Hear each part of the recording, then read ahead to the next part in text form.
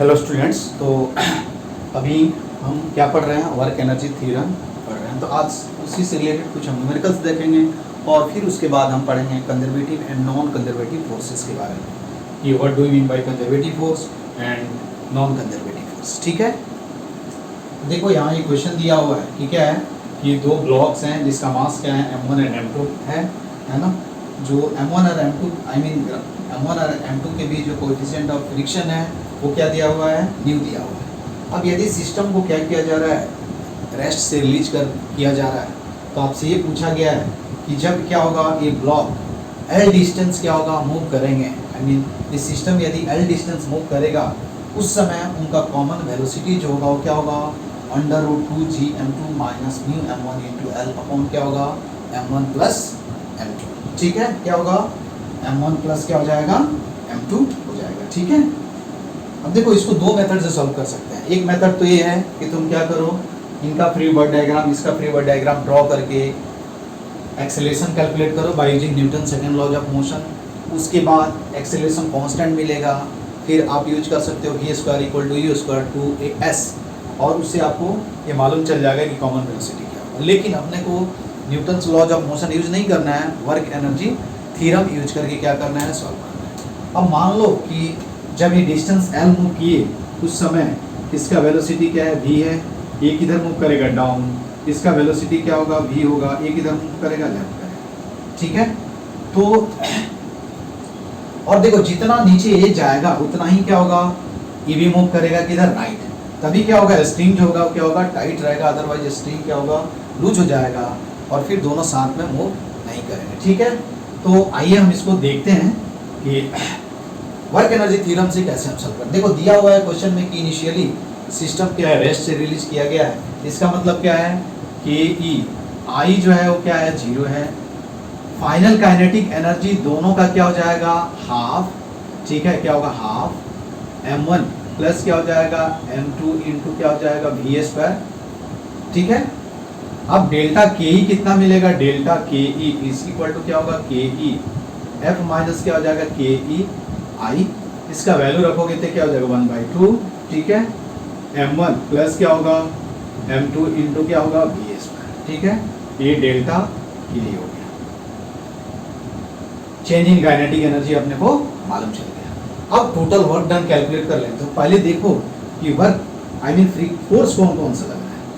तो फोर्स क्या लग रहा है, friction, normal, gravity and tension. Tension force लग रहा है, इधर टेंशन लग रहा है, इधर भी क्या है, टेंशन लग रहा है। ठीक है, तो यहाँ क्या हो जाएगा, देखो वर्क डन बाई क्या होगा, friction force plus work done by क्या होगा, gravity plus work done by क्या होगा, normal force plus work done by क्या होगा, टेंशन। अब देखो टेंशन के द्वारा जो वर्क होगा वो क्या हो जाएगा, नेट वर्क क्या हो जाएगा, 0 हो जाएगा। क्यों, क्योंकि इंटरनल फोर्स है। इस ब्लॉक पे टेंशन क्या कर रहा है, पॉजिटिव वर्क कर रहा है। उतना ही इस ब्लॉक पे टेंशन क्या कर रहा है, नेगेटिव वर्क कर रहा है।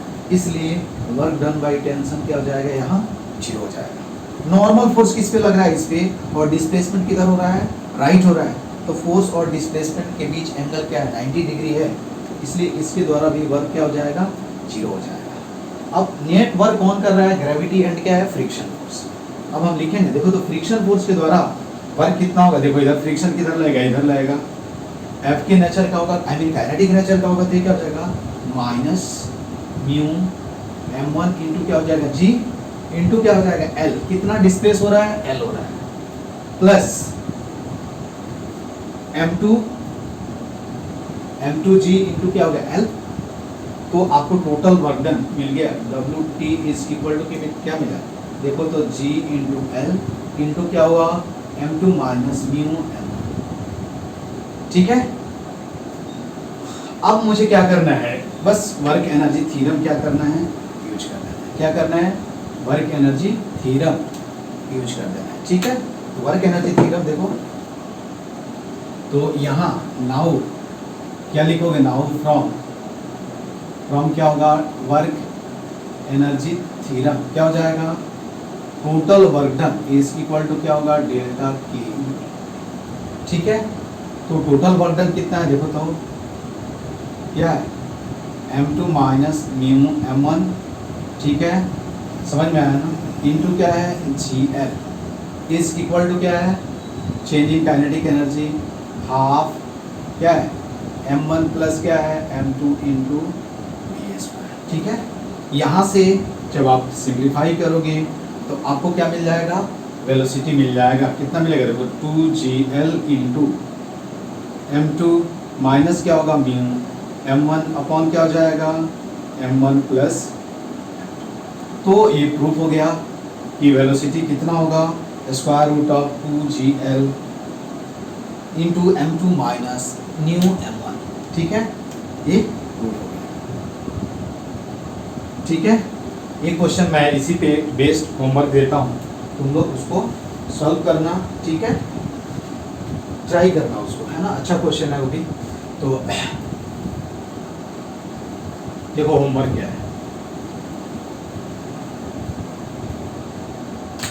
ये पार्टिकल इज मूविंग अप, अच्छा क्वेश्चन, होमवर्क है, इसको ट्राई करना है। ये पार्टिकल इज क्या होगा, moving up with kinetic energy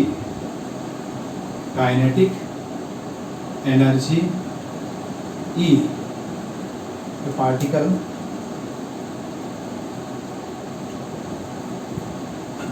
on inclined plane of inclination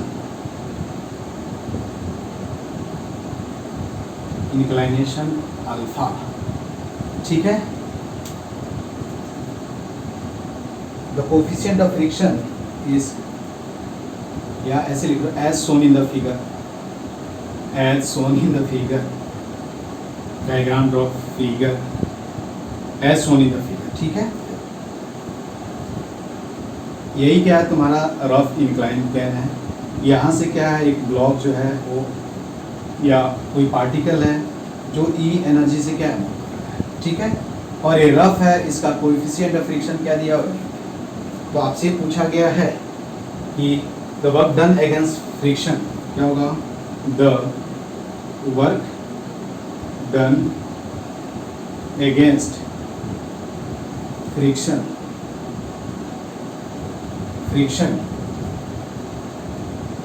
before the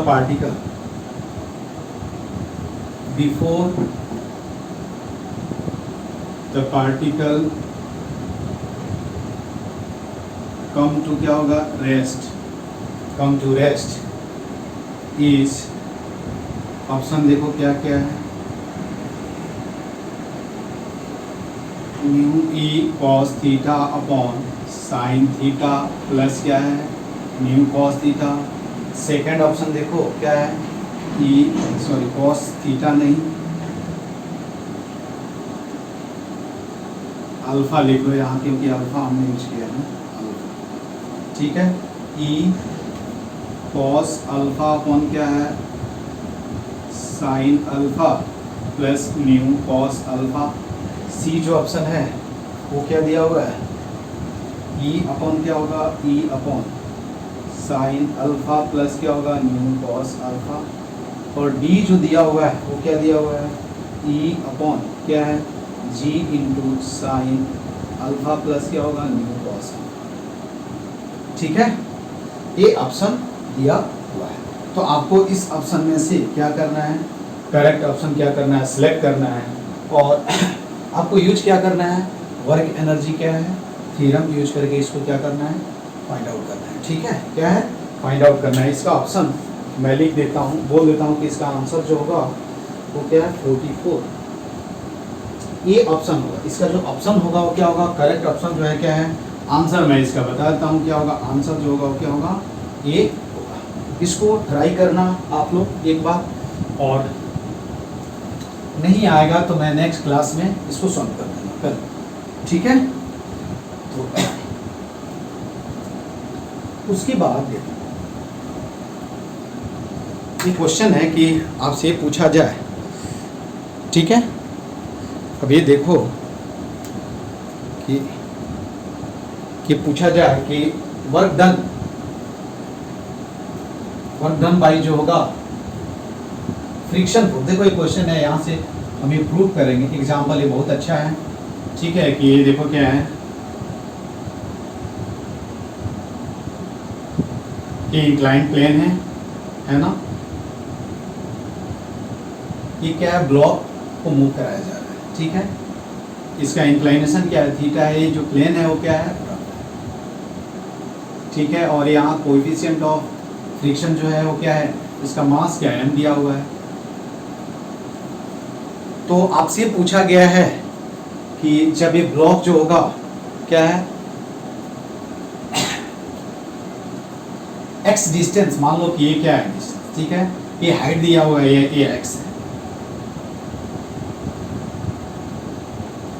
तो मैं आपसे पूछूं कि block is being move up on the incline plane, है ना, then find the work done by friction force while bringing the block from, क्या होगा, during when the block move from A to, क्या होगा, बी। ऐसे मैंने consider किया, ठीक है। ये क्या है अभी, क्या है, स्ट्रेट इंक्लाइन प्लेन है, बाद में हम क्या करेंगे, किसी भी शेप का कंसीडर कर लेंगे, ठीक है। तो यहाँ हम लिखेंगे ये ब्लॉक, सिंपल, ये ब्लॉक इज क्या होगा, बीइंग मूव फ्रॉम क्या होगा, ए टू क्या होगा, B on rough incline plane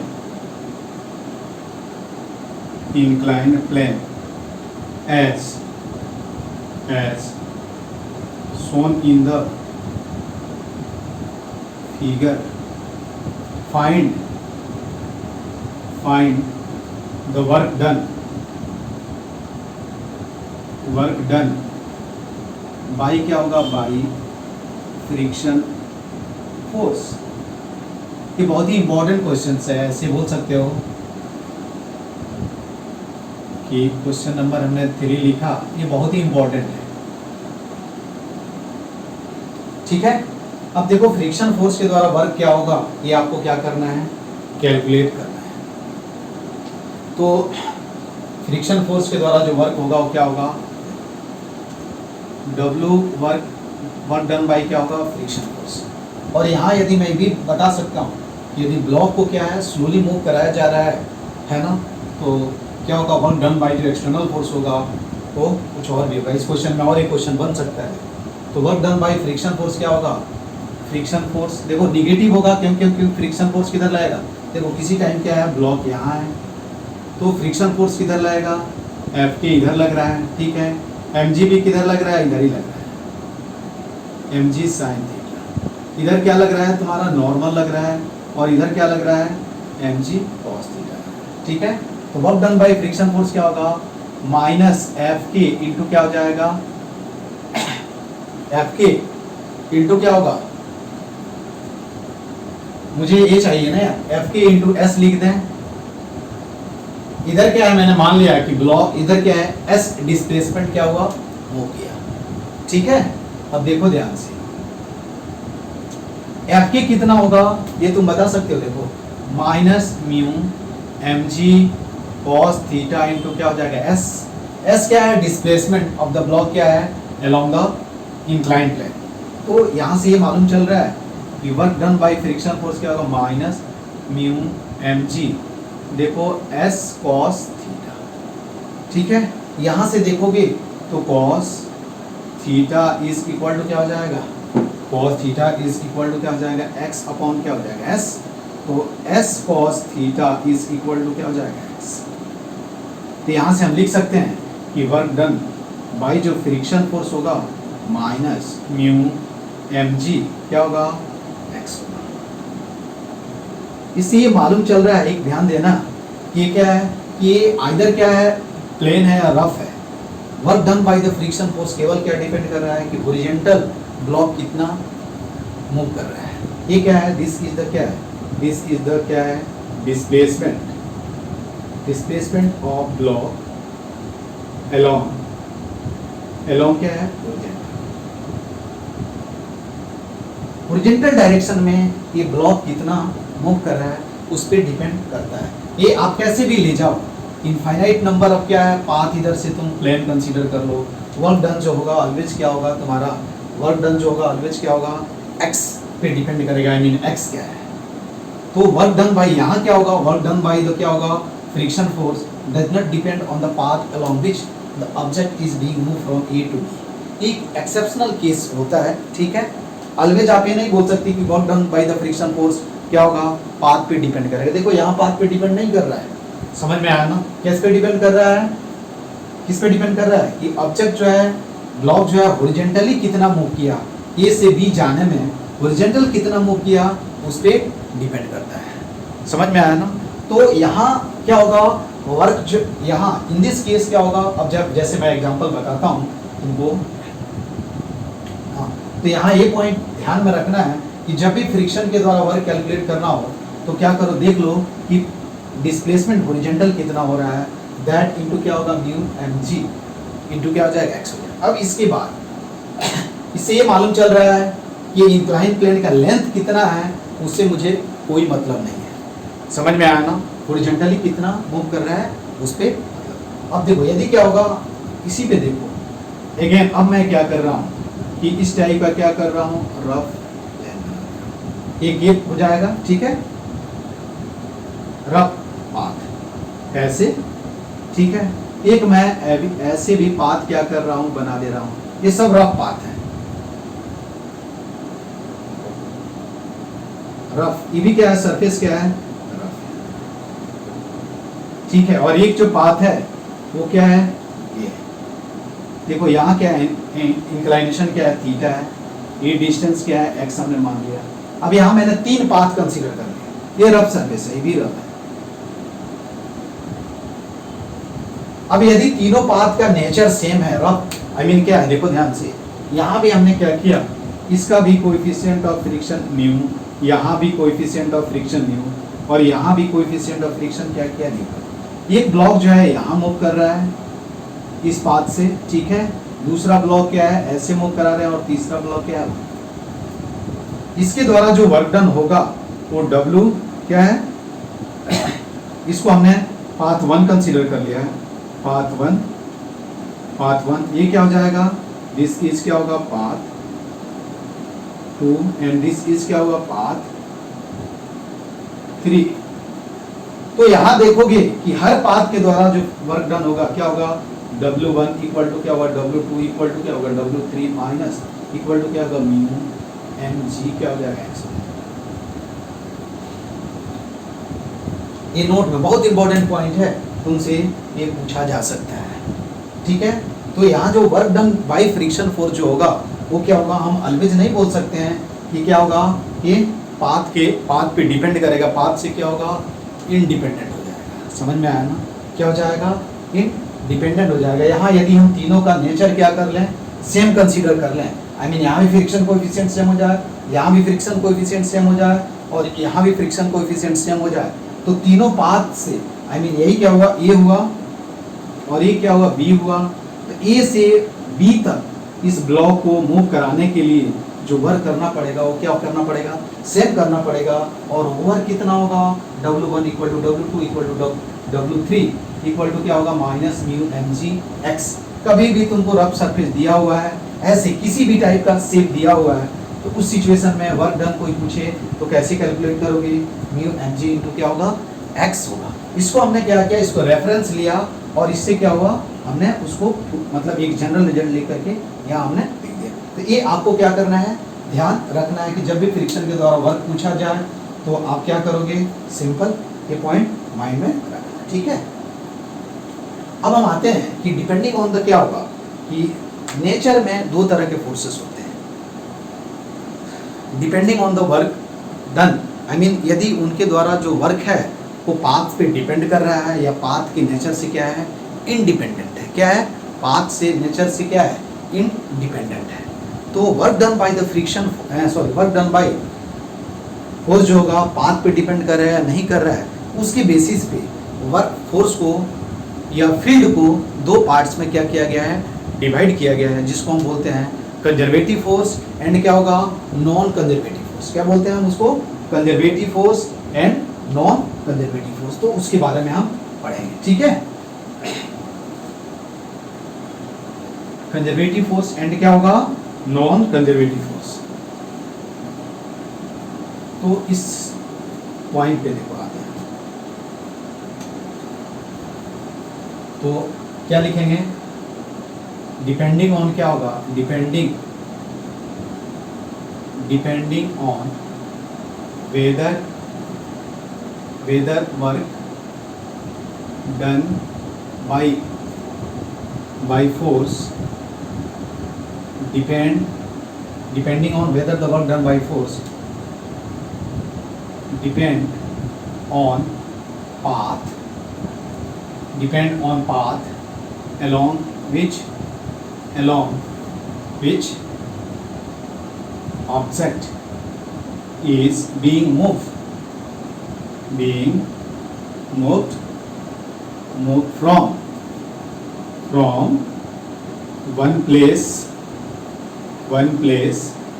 to क्या होगा, another place,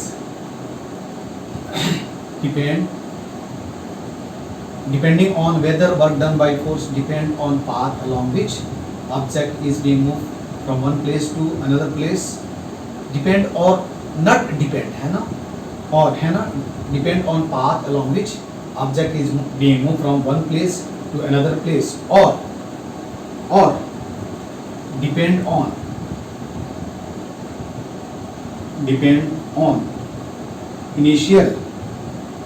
initial and final state of क्या होगा, of the object। ठीक है, इसका मतलब क्या है कि depending on whether work done by the force क्या होगा, work done by the force depend on path along which object is being move from one place to another place, और depend on initial and final state of the object. Forces are divided into क्या होगा, into two types. ठीक है, तो force को दो parts में क्या किया गया है, डिवाइड किया गया है। फोर्स को क्या किया गया है, दो पार्ट्स में क्या किया गया है, डिवाइड किया गया है। समझ में आया? पहला फोर्स क्या होगा, देखो, तो फोर्स जो होगा वो दो तरह के होंगे, क्या होंगे, कंजर्वेटिव फोर्स, और ये क्या होगा, नॉन कंजर्वेटिव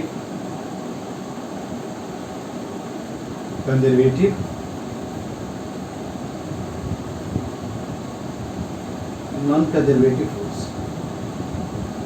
ठीक है, समझ में आया?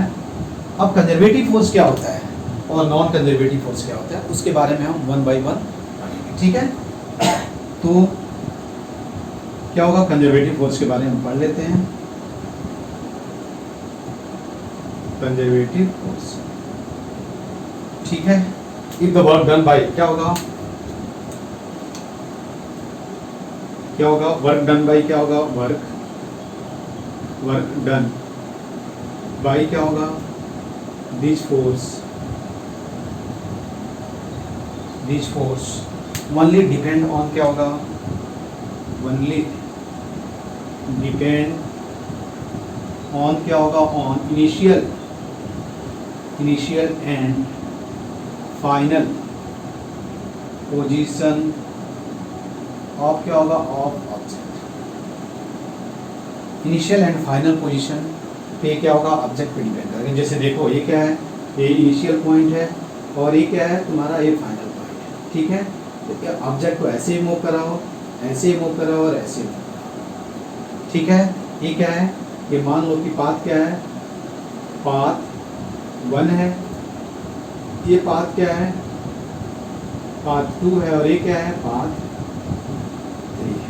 ये ऑब्जेक्ट को क्या है, ऑब्जेक्ट को यदि यहाँ से इस पाथ के अलोंग आप एक ऑब्जेक्ट को मूव करा रहे हो तो W1 वर्क करना पड़ रहा है, इस पाथ के अलोंग ऑब्जेक्ट को मूव करा रहे हो तो W2 वर्क करना पड़ रहा है, और इस पाथ के अलोंग ऑब्जेक्ट को मूव करा रहे हो तो W3 वर्क करना पड़ रहा है।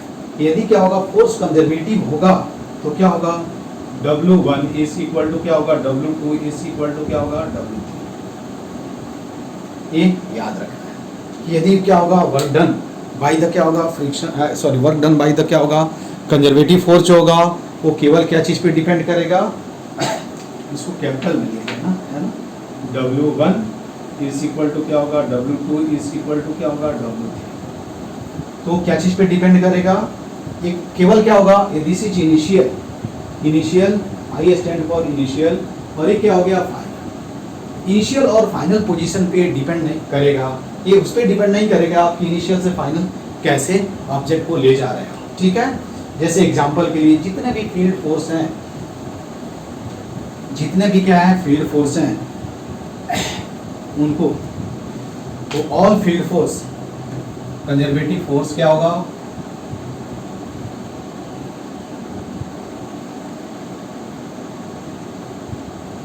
कंजर्वेटिव ऑल फील्ड फोर्स, जैसे फॉर एग्जांपल ले लो यहाँ, फॉर एग्जांपल क्या होगा, ग्रेविटेशनल फोर्स,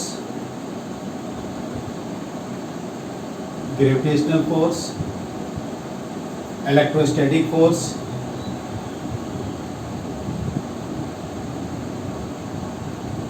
ठीक है, टेंशन फोर्स, क्या है टेंशन फोर्स या टेंशन इलेक्ट्रोमैग्नेटिक नेचर का होता है, तो हम उसको नहीं बोल सकते, टेंशन फोर्स को भी हम क्या कर सकते हैं, बोल सकते हैं कि ये क्या है कंजर्वेटिव नेचर का है, ठीक है, क्या है कंजर्वेटिव नेचर का है। लेकिन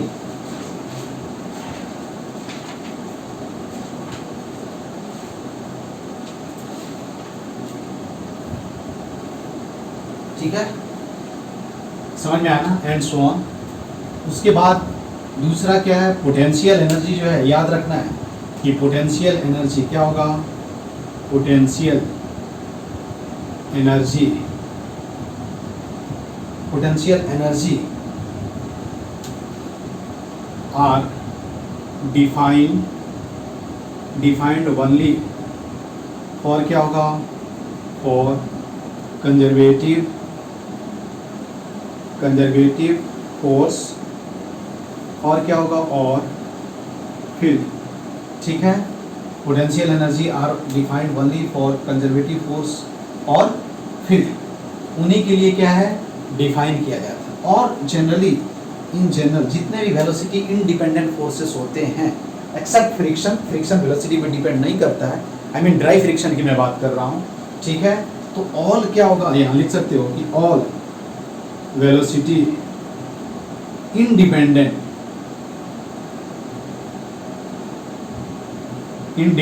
force are conservative in nature, conservative in क्या होगा नेचर। जितने वेलोसिटी इंडिपेंडेंट फोर्सेस होते हैं वो क्या होते हैं, वेलोसिटी इंडिपेंडेंट फोर्सेस जो होते हैं वो कंजर्वेटिव नेचर का होता है, ठीक है, समझ में आया ना। तो कंजर्वेटिव नेचर के लिए कंजर्वेटिव जितने भी कंजर्वेटिव फोर्सेस हैं उनके द्वारा जो वर्क डन होगा वो क्या होगा, क्या होगा इनिशियल एंड फाइनल पोजीशन पे डिपेंड करेगा, वो किस पाथ से क्या होगा, पाथ के अलोंग ले जा रहे हो उस पर डिपेंड नहीं करेगा। तो यहाँ एक पॉइंट और लिख दे सकते हैं कि work done by conservative force does not depend on the path along which object is being move from one place to another place. एक जगह से दूसरे जगह ले जाने में किस पाथ के अलोंग ऑब्जेक्ट को मूव करा रहे हो उस पर work done by conservative force नहीं डिपेंड करता है, ठीक है। उसके बाद हम आते हैं क्या है कि अगला जो है क्या है non conservative force.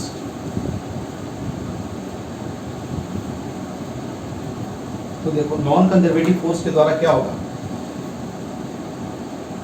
Non conservative, इसको डिसिपेटिव फोर्स भी बोलते हैं, नॉन कंजर्वेटिव फोर्स, ठीक है। यहां ये भी लिख सकते हो कि क्या होगा, work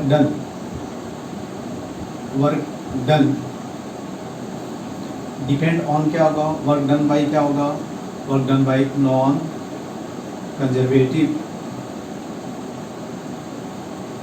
conservative force depend on क्या होगा, डिपेंड ऑन पाथ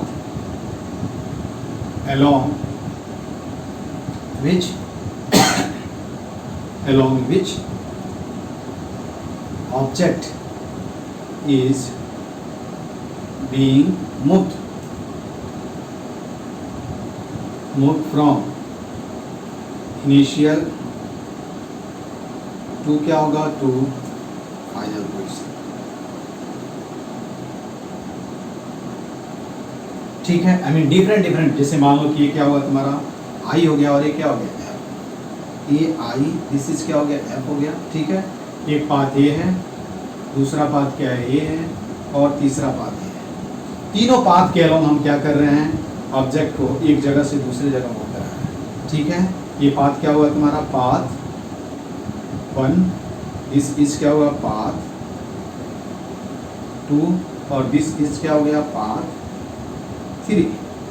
तो यहाँ से यदि इसके अलोंग ऑब्जेक्ट को मूव करा रहे हो आप, इसके अलोंग ऑब्जेक्ट को मूव करा रहे हो, इसके अलोंग ऑब्जेक्ट को मूव करा रहे हो। ठीक है, इधर यदि W1 वर्क करना पड़ रहा है, इधर क्या होगा W2, और इधर क्या होगा W3। इस पाथ से ले जाने, आई मीन इस पाथ से ले जाने में कितना वर्क करना पड़ रहा है, W1। इस पाथ से ले जाने में, पाथ 2 से ले जाने में क्या है, कितना वर्क करना पड़ रहा है, W2। और पाथ 3 से ले जाने में कितना वर्क करना पड़ रहा है, W3। तो यहाँ क्या होगा, W1 नट इक्वल टू क्या होगा, W2 नट इक्वल टू क्या होगा, W3। समझ में आया ना? ये तीनों जो वर्क होगा वो सेम नहीं होगा। एक किसके लिए है, क्या है, नॉन कंजर्वेटिव फोर्स के लिए है। ठीक है, तो नॉन कंजर्वेटिव फोर्स जो है वो क्या है, उनके द्वारा जो वर्क होता है वो पाथ के नेचर पे डिपेंड कर रहा है या पाथ पे डिपेंड करता है। आई मीन क्या होता है, पाथ डिपेंडेंट होता है। वर्क डन क्या होता है, पाथ डिपेंडेंट होता है। सिंपल दैट इज हम लिख सकते हैं वर्क डन बाई क्या होगा, बाई कंजर्वेटिव फोर्स इज क्या होगा, पाथ डिपेंडेंट। पाथ पे क्या होगा, डिपेंड करेगा। उसके बाद एक पॉइंट और, पोटेंशियल एनर्जी याद रखना है। Potential energy is not defined for क्या होगा, non conservative force.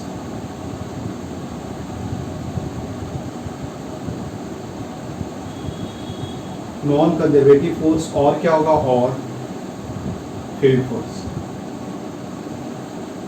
Non conservative force. ठीक है, और इसके लिए क्या है, पोटेंशियल एनर्जी क्या है, नॉट डिफाइंड। पोटेंशियल एनर्जी ये लिख लेना है, पोटेंशियल एनर्जी इज नॉट क्या है, डिफाइंड। ये ध्यान देना है कि पोटेंशियल एनर्जी जो है वो किसके लिए, नॉन कंजर्वेटिव फोर्स के लिए डिफाइंड है।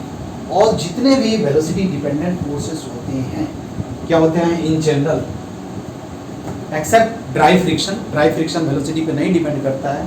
तो हम क्या लिख सकते हैं, all velocity dependent forces are always conservative in nature. Always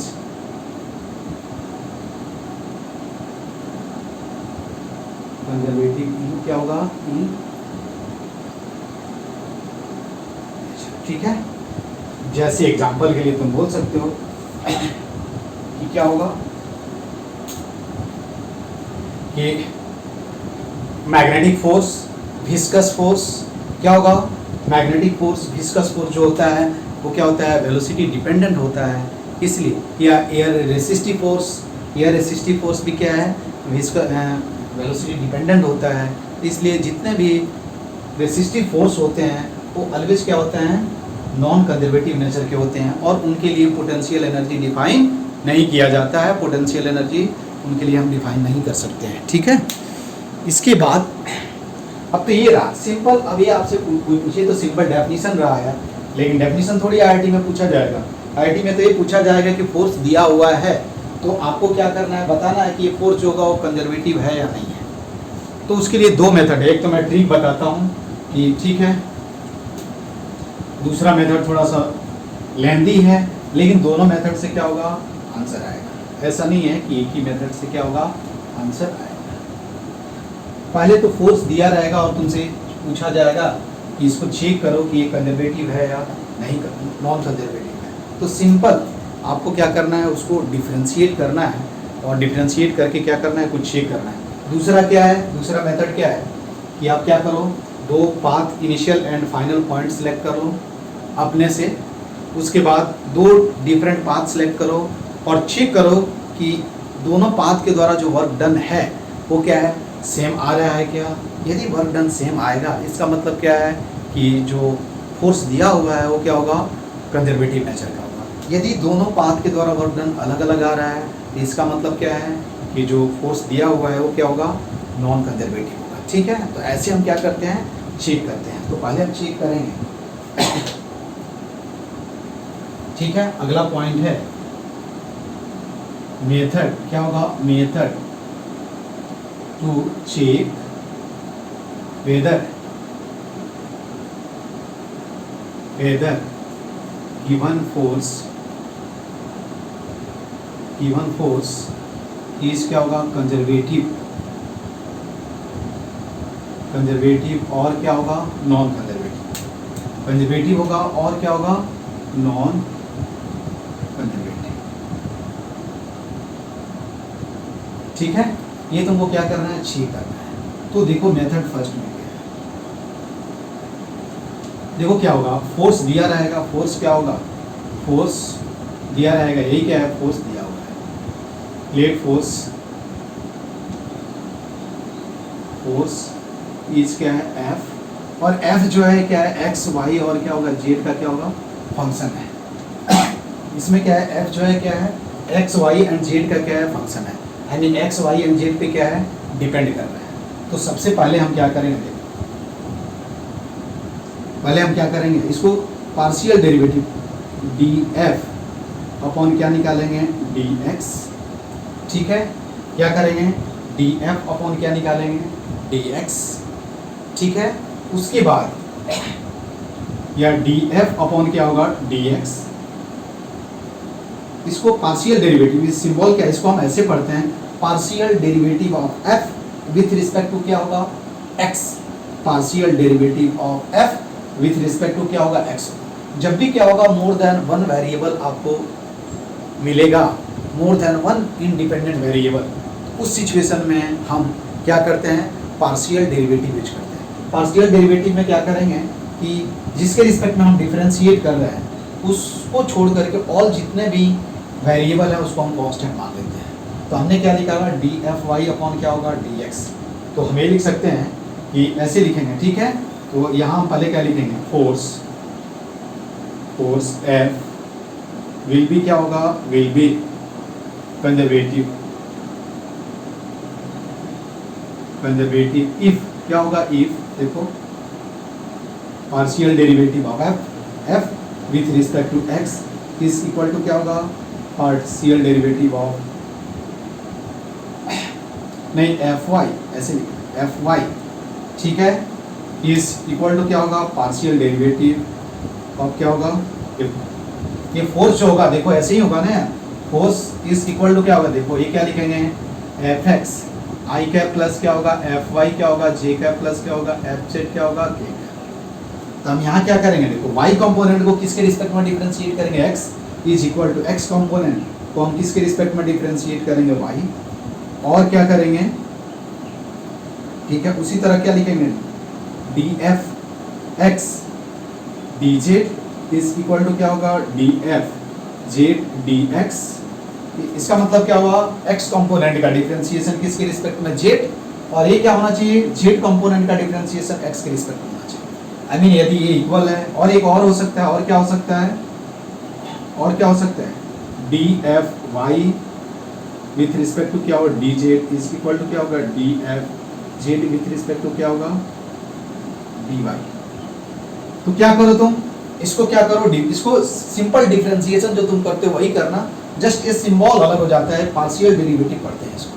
वो क्या होता है, सिंपल डेरिवेटिव होता है, और इसको हम क्या बोलते हैं, partial derivative of F Y with respect to क्या होगा एक्स इज इक्वल टू क्या होगा partial derivative of F X with respect to Y.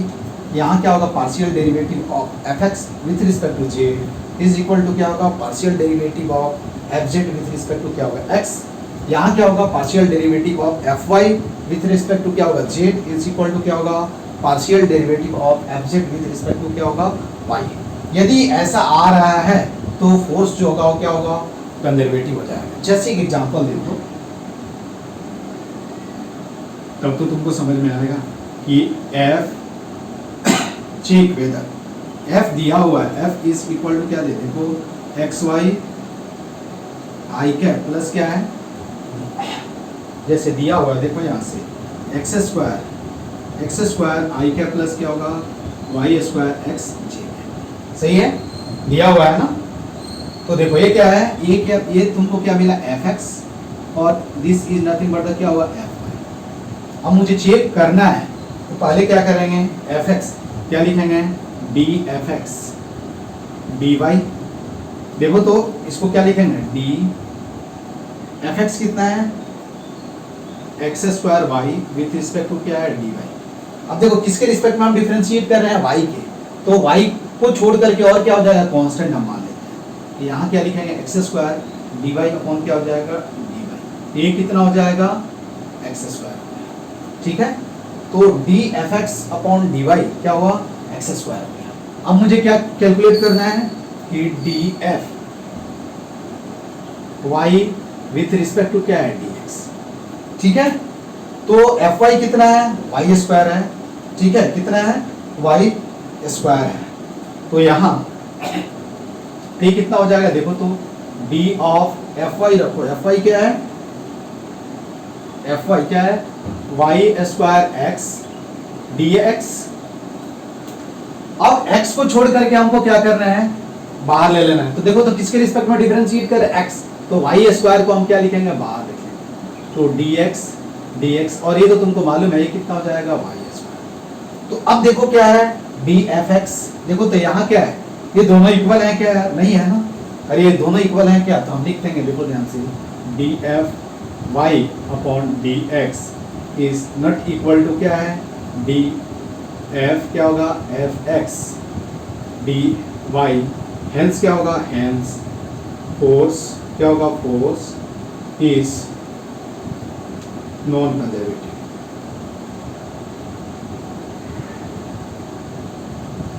ठीक है क्या होगा फोर्स होगा। इस पे आईआईटी में आया हुआ क्वेश्चन। ठीक है तो तुमको केवल ये क्या करना है माइंड में रखना है।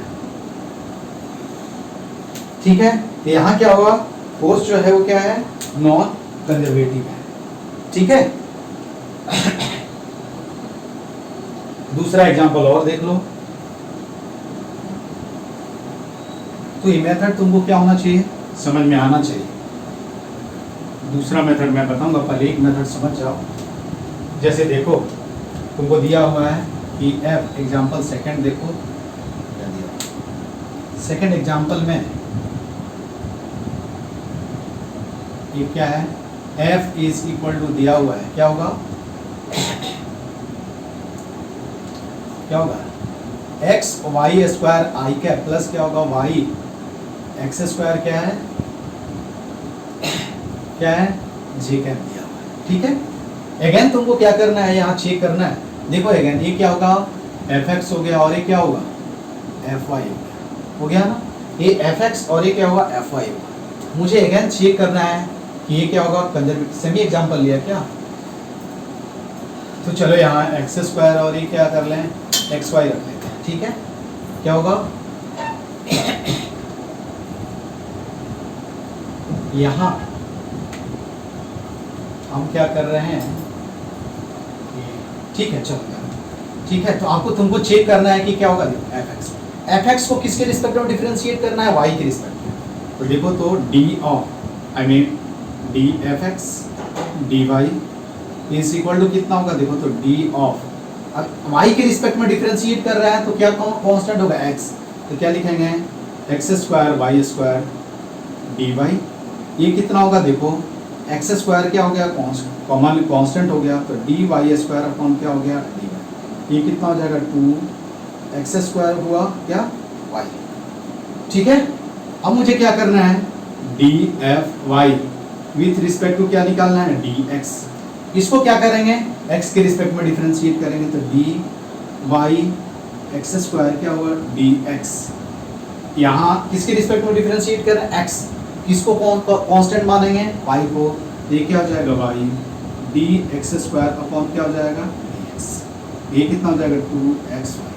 अगेन क्या है यहाँ भी देखोगे कि डी एफ वाई क्या होगा D F Y not equal to क्या है D F X with respect to क्या है वाई। हैंस हम बोल सकते हैं हैंस फोर्स क्या होगा, force is non conservative. Force क्या हो गया नॉन कंजर्वेटिव। तो एक मेथड क्या है ये है जिसको यूज करके हम क्या कर सकते हैं conservative and non conservative forces को के बारे में पता लगा सकते हैं। ठीक है, इसके बाद तुम क्या करोगे, जैसे दिया हुआ है देखो ध्यान से, तुमको एक एग्जांपल ले लो। देखो क्या दिया हुआ है, क्या दिया हुआ है वाई एक्स। ठीक है, तो अब देखो यहां दिया हुआ है, इसको होमवर्क लिख लो तुम लोग, चेक कर लेना। देखो क्या दिया हुआ है, यदि f is equal to example देखो अगेन क्या करना है check, f is equal to क्या दिया हुआ है y आई कैप प्लस क्या होगा x क्या हो जाएगा j कैप। देन तुमको चेक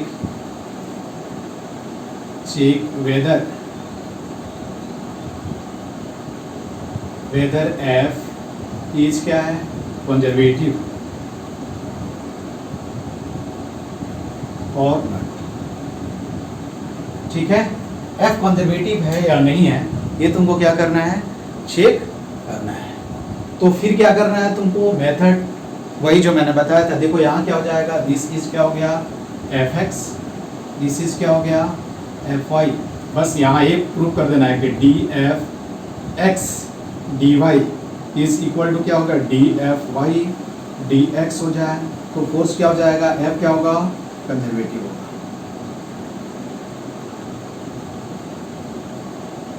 ये तुमको क्या करना है पहले प्रूफ करना है।